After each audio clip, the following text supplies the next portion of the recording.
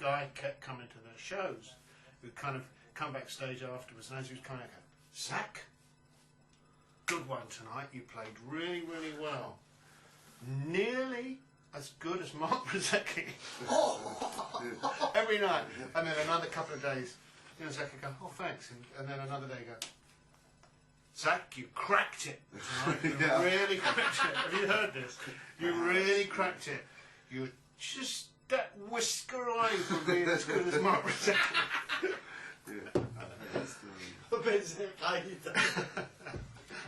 So, you know, I hope Zach's going to be okay about having Mark Brzezicki on stage with us. Yeah.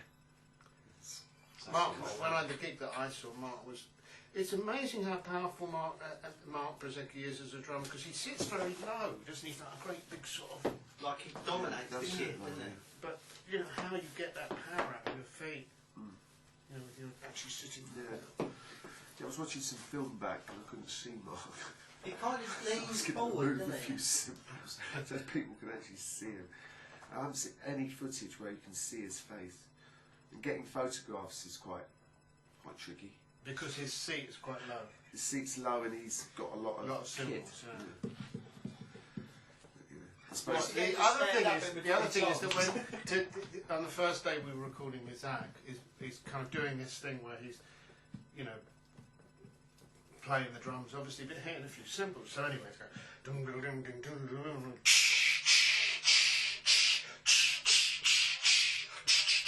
It's all the same. I said, "Have you got one that goes?" so he tings them all. When you ting them, you hit the bell. They go ding dong, dang dong. They all got different things. Anyway, so I said, "Have you got any other cymbals?" So he goes, "Yeah, I've got loads here." So he opens up his cymbal case. They're all exactly the same size.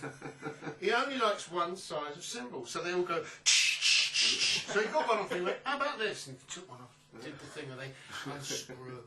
They take off the little wing nut, and then they take off the little bit of felt, and they take it down, put it back in the case, and get another one, polish it up a bit, put it on, put the felt on, do up the cymbal. I said, "That's perfect." Absolutely perfect. I like cymbals that go.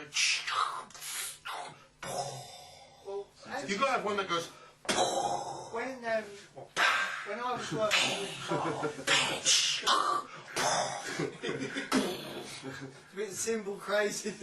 Are you talking about symbols? What's the point of having cymbals that all go? They got to go. When I worked with Mark had a No, you stay broken there. one. No, you stay there. Do you remember he had a broken cymbal?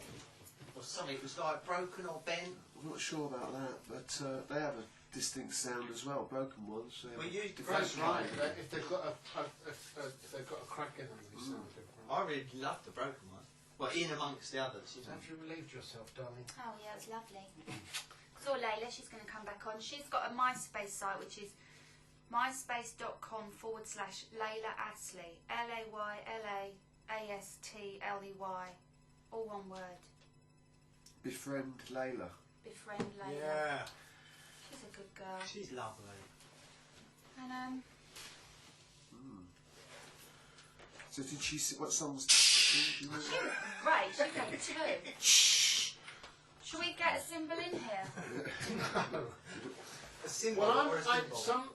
we were talking also about the fact that when we recorded Tommy, Bobby Britton and I, when we recorded Tommy, when you were a fetus, a twinkle in your father's eye, you weren't even born, were you? When we were 1967? You weren't born. Oh no, I wasn't even born. Love. And when we were recording Tommy, what actually happened is Keith used to play a lot of cymbals, so Keith Lambert came in and one day took all his cymbals away, wouldn't let him record the cymbals at all, and said, "Well, put them on later, Keith. We'll put them on later." Keith never did. And, but when we did put the cymbals on, Keith would put the cymbals on orchestrally. So instead of it being, you know, like... there'd be no cymbals. So but when it came to putting on cymbals, he'd go...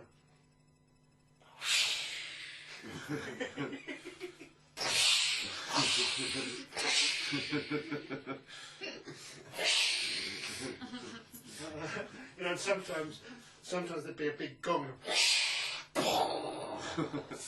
And when he played the kettle drums, he was used to do this thing. And I always end up with these incredible kind of classical therapy.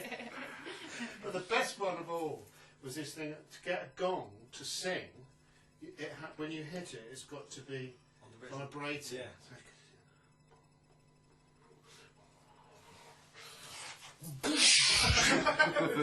It's always been explained.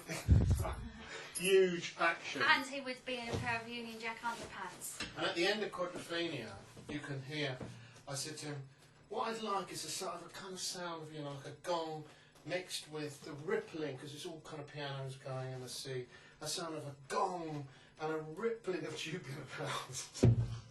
Rippling. A rippling, clang, clang, clang, clang, clang, clang, clang, clang, clang. So what you actually hear if you listen carefully to the end of Quadrophenia goes, Love, rain, on me! You know how Roger sings? Yeah. He sings beautifully. Love, rain on me! Like that. Yeah. Rain on me!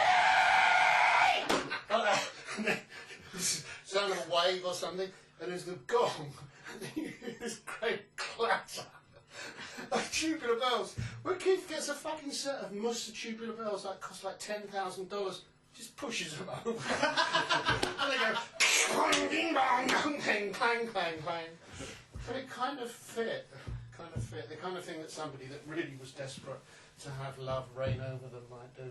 Well, Quadrophenia was on the telly the other night, and me, being a bit of an idiot, thought I'd better watch it. It was so violent. I couldn't make it all the way through. It was so violent. The film. Yeah. Fighting, all this fighting. Come on, Max, you come from Essex. But it's not right, is it? Because the story isn't really not about. I was saying to you that the story of Love Rain on Me is about him remembering seeing violence, but not necessarily, and imagining An awful lot of violence. possibly that he was a part of it. Yes, in that respect, it makes the kind of mistakes that all films have to represent what actually happens, whereas if you're making music, you don't have We to agreed that represent. they did do a jolly good job with it, though, It's a didn't good we? film, yeah. It was a cult.